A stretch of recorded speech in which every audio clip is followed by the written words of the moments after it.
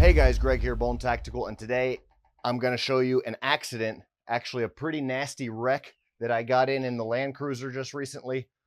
We're going to talk about how the bumper did, because it was actually a vehicle versus vehicle head-on collision, high speed, one vehicle coming down a mountain and slammed into the front of my truck, another Toyota pickup truck and he also had a custom bumper built for defense.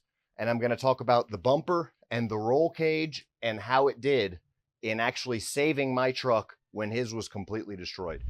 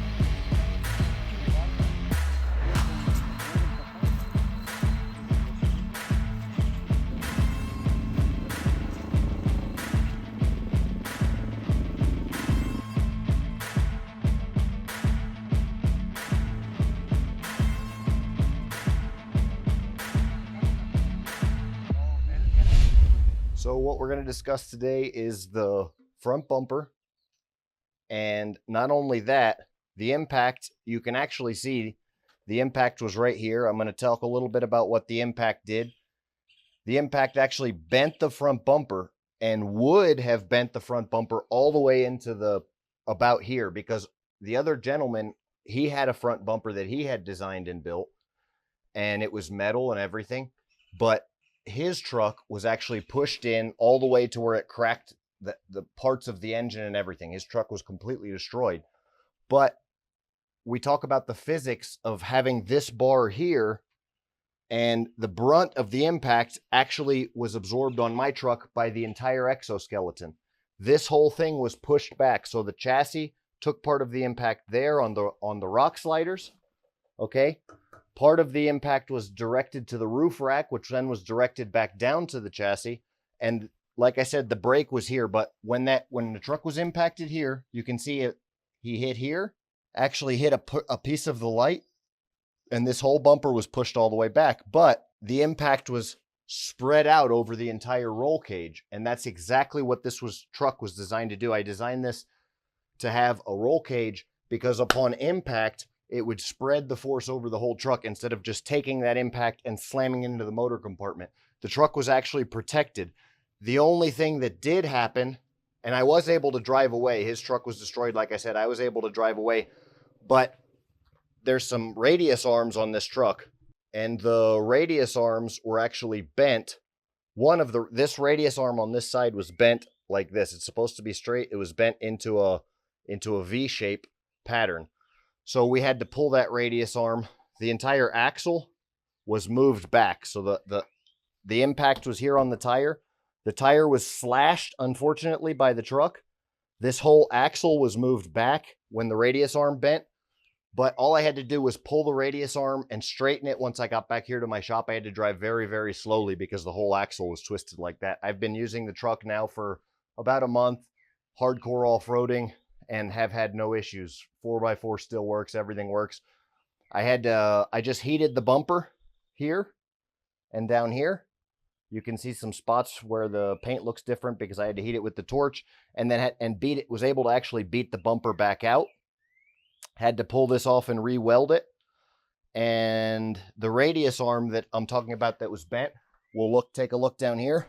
And this is the actual radius arm that was bent. So I had to pull this off, and it was doubled like this. And when it doubled in, because the impact was from the side here, that radius arm bent, and then the whole axle was pushed back. So once I was able to fix all that, everything's all squared up now. Of course, I had to do an alignment because the alignment was messed up. But that's kind of the whole point of the roof rack roll cage here, is it's all tied in together. So when an impact happens down here, this will take an impact here or up. Well, it's strengthened by a complete unit. It's like a sphere, okay? It all holds together, all bolted to the chassis. So it protects the engine compartment, it protects the cab, it protects the body of the truck against impacts. Of course, this all being tied together into one complete unit of a complete system. And it's the physics behind it. It's a geometrical shape. It's like having a roll cage, right? Inside of your vehicle to protect from rollovers. Well, this isn't to protect from rollovers. This is to protect from impacts and to protect your actual vehicle itself from being damaged in impacts. It also protects you as well. You guys, at this point, you've already seen the video of the accident. It was a pretty nasty accident. And the gentleman was, like I said, his truck was destroyed.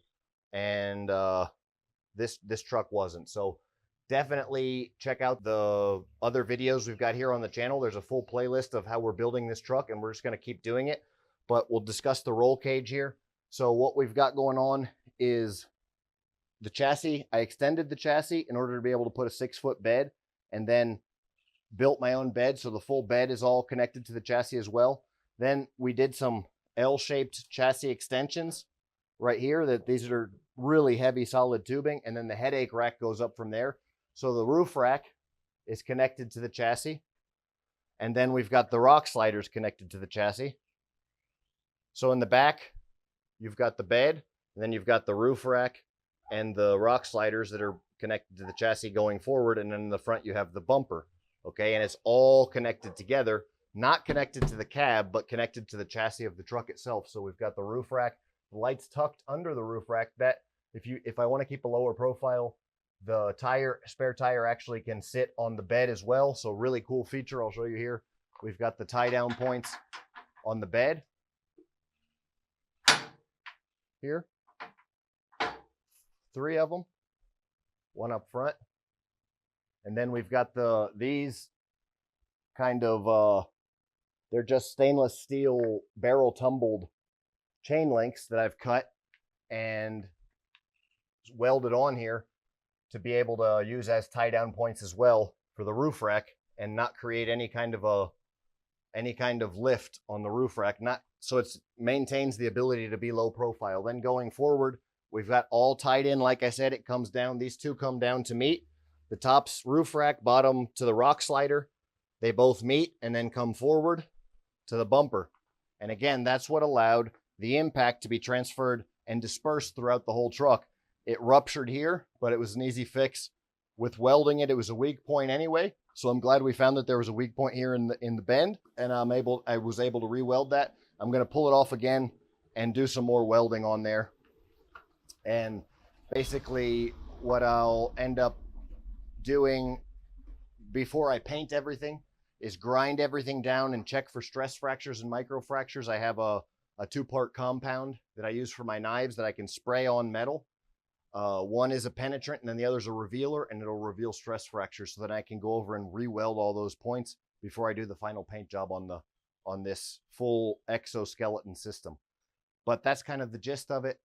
Thanks for watching, guys. Let me know if you like these truck videos. I can keep them coming.